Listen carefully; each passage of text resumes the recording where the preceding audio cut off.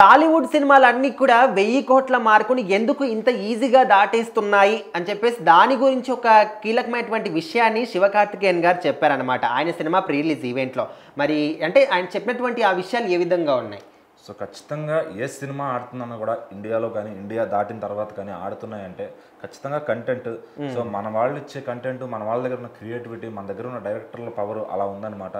So తమిళ డైరెక్టర్లు ఏంటంటే ఒక సోషల్ మెసేజ్ ఇవ్వాలి, లేదంటే ఒక రస్టిక్ సినిమా తీయాలి అనే దగ్గర ఆగిపోయారు. కానీ మొత్తం ప్రపంచాన్ని నార్మల్ కమర్షియల్ సినిమాలతో మెప్పించాలనే ఒక థాట్ వాళ్ళ దగ్గర పోయింది.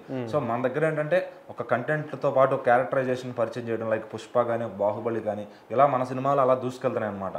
సో ఇంకా ఏంటంటే మన సినిమాలు 1000 కోట్లు ఈజీ అయిపోయింది. సో ఎన్నో మన తెలుగులో, తమిళ్లో, హిందీలో అందరూ చూస్తున్నారు, బయట యూఎస్లో, యూకేలో అందరూ చూస్తున్నారు. సో ఆ విధంగా మనకు వరల్డ్ వైడ్గా 1000 కోట్లు అనేది చాలా ఈజీ అయిపోయింది. అయితే తమిళ సినిమాకి ఇప్పుడు దాకా 1000 కోట్లు అనేది రాలేదన్నమాట. ఈవెన్ కన్నడ సినిమా ఇండస్ట్రీకి కూడా అసలు వాళ్ళ మార్కెటే చాలా తక్కువ, వాళ్ళకు కూడా 1000 కోట్ల సినిమాలు వచ్చాయి అంటే మనం అర్థం చేసుకోవచ్చు. మళ్ళీ రేపు కాంతారా కూడా రాబోతుంది చాప్టర్ 2, మరి దానికి ఎంత రావచ్చు చెప్పలేము. సో ఏంటంటే ఈజీ, అంటే ఒక ఈజీ అయిపోయింది జనాల్లో హైప్ క్రియేట్ చేయడం కానీ, ఒక 1000 కోట్లు తీసుకురావడం కానీ. సో 1000 కోట్లు అంటే ఒక సామాన్యుడికి అసలు ఎన్ని సున్నాలు ఉంటే కూడా తెలియని పరిస్థితి అనుకోవచ్చు. సో మరి అట్లాంటి 1000 కోట్లు మన వాళ్ళు అవలేలకు కొట్టేస్తున్నారు. దాని గురించి శివకార్తికేయన్ గారు ఒకటే చెప్పారు, తెలుగు సినిమా వాళ్ళ దగ్గర కంటెంట్ పనిచేస్తుంది. సో ఖచ్చితంగా నిర్మాతలు ఆ కంటెంట్కి తగ్గట్టుగా ఖర్చు పెడుతున్నారు.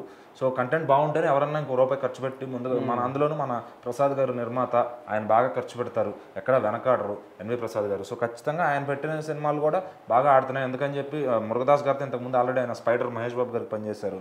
సో అంతకుముందు చిరంజీవి గారితో ఠాగూర్కి రైటింగ్ అనమాట మన మురుగదాస్ గారు. సో మళ్ళీ మురుగదాస్ గారి పని కూడా అయిపోతుంది అన్న టైంలో మళ్ళీ మద్రాసీతో కంబ్యాక్ ఇవ్వబోతున్నారని అర్థమవుతుంది. సో రీసెంట్గా వచ్చిన సికిందర్ ఒక 300 కోట్ల కలెక్షన్ వచ్చినప్పటికీ కూడా సినిమా ఏదో నిరాశగానే మిగిలింది. మరి ఇంకా సల్మాన్ ఖాన్తో కూడా ఆయన పని చేయలేదంటే మరి నెక్స్ట్ ఏంటి పరిస్థితి అన్నప్పుడు శివకార్తికేయన్ గారి సినిమా లాస్ట్ హోప్ అనుకోవచ్చు.